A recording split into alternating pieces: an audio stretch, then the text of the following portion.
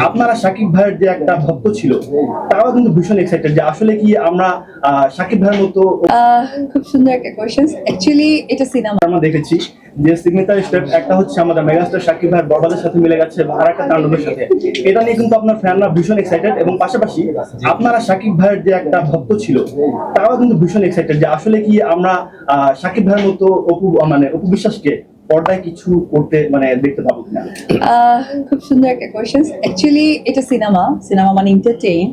So Shakib Khan তো আসলে star, mega star, বাংলাদেশে অবশ্যই একজন সবচেয়ে বড় উজ্জ্বল নক্ষত্র।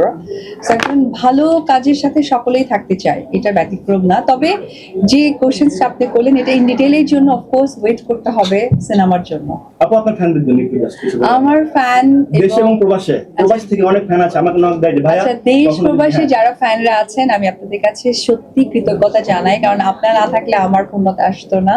অ্যান্ড ডেফিনেটলি আমি অনেক লাকি যে আমি বাংলাদেশে এত ভালো ভালো ফ্যান্স, ফলোয়ার এবং এত সাপোর্ট পেয়েছি। সাকিব ইয়ানদের উদ্দেশ্যে একটা একটু ওনার কাছে যেতে চাই, এই পার্লারে যে